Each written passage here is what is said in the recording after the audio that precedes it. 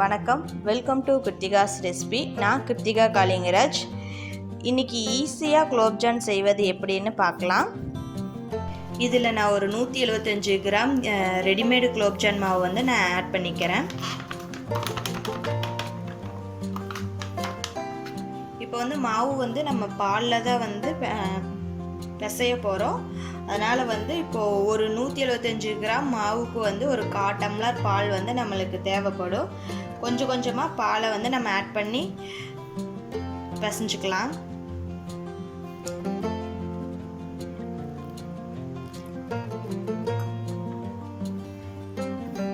மாவு வந்து நம்ம ரொம்ப வந்து கெட்டியாக வந்து பிணையக்கூடாது.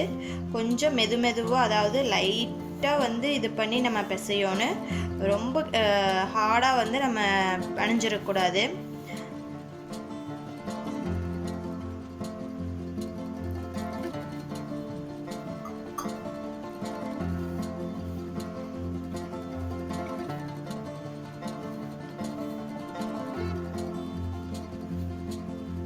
நான் இப்போ உங்களுக்கு மாவு பிசைஞ்சிட்டு காட்டுறேன். இப்போ இந்த பால் பார்த்தீங்கன்னா நல்லா காய வச்சு ஆற வச்சுன பாலை தான் வந்து நம்ம இப்போ மாவு கூட வந்து ஆட் பண்ணிக்கணும். மெயினாக வந்து பால் வந்து நல்லா ஆறி இருக்கணுங்க, மிதமான சூட்டில் இருக்கணும்.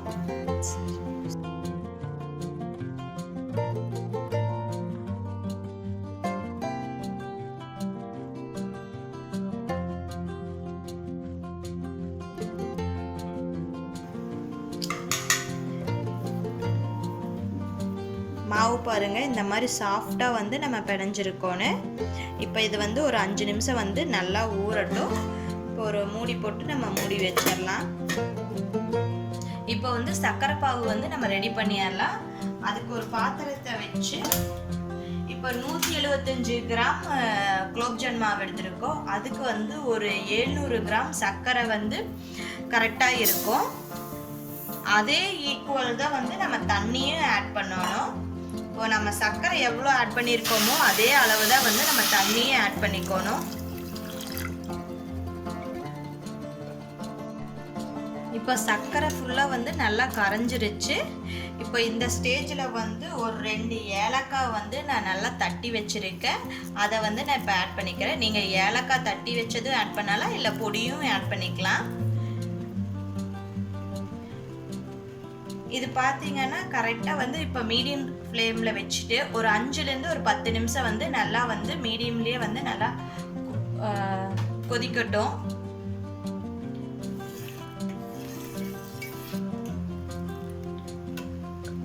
இப்போ சர்க்கரை பாவு வந்து ரெடி ஆயிருச்சு.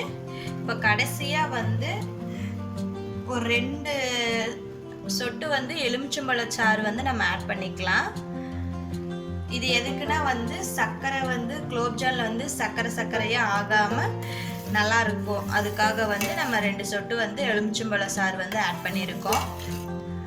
இப்போ நம்மளோட சர்க்கரை பாவு வந்து ரெடி ஆயிருச்சு.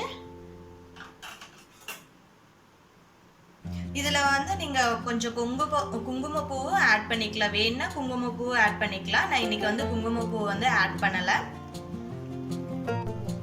இப்போ 5 நிமிஷம் ஆயிருச்சு. பாருங்க எவ்வளோ சாஃப்டா இருக்கு பாருங்க மாவு. இப்போ கொஞ்சமா வந்து ஆயிலோ இல்லை வந்து நெய்யோ வந்து கையில் வந்து இந்த மாதிரி வந்து கொஞ்சமாக நம்ம அப்ளை பண்ணி இந்த மாதிரி கொஞ்சமாக நம்ம அப்ளை பண்ணிக்கலாம். இந்த மாதிரி சின்ன சின்ன உருண்டையாக வந்து நம்ம எடுத்துக்கலாம். வந்து கிராக் இல்லாமல் வந்து நம்ம உருண்டை பிடிக்கணுங்க. நான் பிடிச்சி காட்டுற பாருங்க எப்படின்னு. ஏன் கிராக் இல்லாமல் பிடிக்கணும்னு சொல்கிறேன்னா வந்து அப்போ தாங்க நம்ம வந்து நல்லா வந்து பொரிச்சு எடுத்து இந்த சர்க்கரை பாவில் போட்டோன்னா நல்லா குலோப்ஜான் வந்து நல்லா குண்டாக இதாக வரும். கிராக் விழுந்துச்சுன்னு வச்சுக்கோங்க, நம்ம வந்து பொரிக்கும் போதே வந்து அது நல்லா வெடிச்சு போயிடும். அப்புறம் சர்க்கரை பாகில் வந்து நம்ம ஆட் பண்ணோன்னா அது அப்படியே வந்து நம்மளுக்கு கொலன்னு ஆயிரும். அதாவது இந்த மாதிரி பாருங்க, எந்த இடத்துலையுமே வந்து கிராக் இருக்காது. இந்த மாதிரி வந்து நம்ம இப்போ மீதி இருக்க எல்லா பால்ஸையும் வந்து நம்ம உருட்டி எடுத்துக்கலாம். பாருங்கள், இந்த மாதிரி வந்து பாலை வந்து நம்ம இப்படி வச்சுக்கலாம். இப்போ எல்லா குலோப்ஜான் பால்ஸையும் நான் இப்போ உருட்டி எடுத்து உங்களுக்கு காட்டுறேன். இப்போ எல்லா மாவையும் நம்ம உருண்டை பிடிச்சாச்சு. இப்போ ஆயிலும் நல்லா ஹீட் ஆயிடுச்சு. இப்போ ஆயிலை போட்டு நம்ம பொரிச்சு எடுத்துடலாம். இப்போ ஆயில் வந்து நல்லா ஹீட் ஆயிடுச்சு. இப்போ குலோப்ஜான் உருண்டையை வந்து இப்போ ஆயிலில் வந்து ஆட் பண்ணிக்கலாம். இப்போ நம்ம குலோப்ஜான் மாவு உருண்டை வந்து ஆட் பண்ணனே வந்து லோ ஃப்ளேமில் வந்து நம்ம வச்சு தான் வந்து இதை நல்லா ஃப்ரை பண்ணணும். அப்போ தான் வந்து ஈவனாக எல்லா பக்கமும் நம்மளுக்கு ஃப்ரை ஆகும்.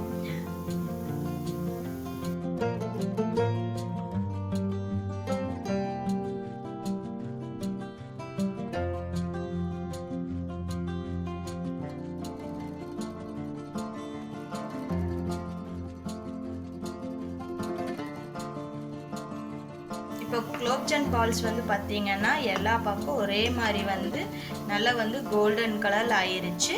இப்போ வந்து நம்ம இதை எடுத்துடலாம்.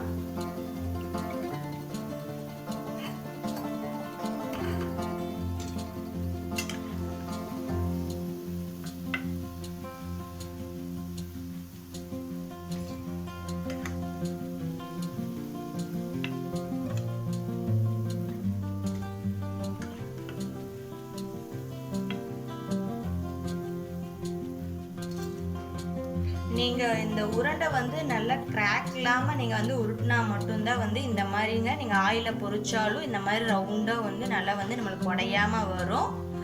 இல்லை நீங்கள் வந்து உருண்டை பிடிக்கும் போதே கொஞ்சம் கிராக் விழுந்துருந்துச்சுன்னா நம்மளை ஆயிலில் ஃப்ரை பண்ணும் போதே பார்த்தீங்கன்னா அது உடஞ்சிரும். அப்புறம் நீங்கள் சர்க்கரை பாவுலேயும் ஆட் பண்ணும் போது பார்த்தாலும் அது ரொம்ப வந்து உடஞ்சி நம்மளுக்கு நல்லா இருக்காது குலோப்ஜான்.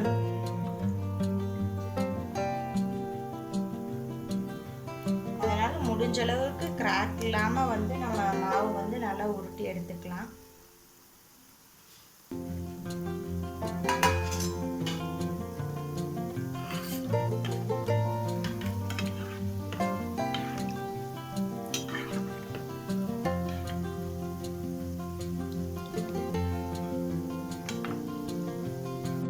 இப்போ எல்லா குலோப்ஜான் உருண்டையும் வந்து நம்ம ஃப்ரை பண்ணி எடுத்து வச்சிட்டோம். இப்போ இதெல்லாம் வந்து சர்க்கரை பாவில் வந்து நம்ம ஆட் பண்ணிக்கலாம்.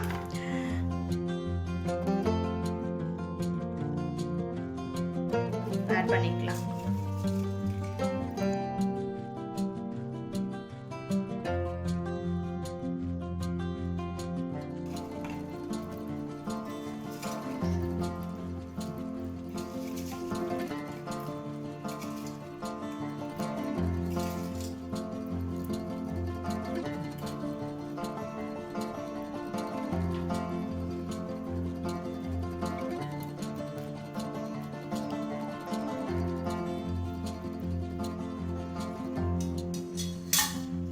இப்போ ஃப்ரை பண்ண குலோப்ஜான் பால்ஸ் வந்து சர்க்கரை பாவில் வந்து நம்ம ஆட் பண்ணிட்டோங்க. இது நல்லா 2 மணி நேரம் ஊறட்டும். அப்போ தான் நம்மளுக்கு குலோப்ஜான் வந்து நல்லா சாஃப்டாக கிடைக்குங்க.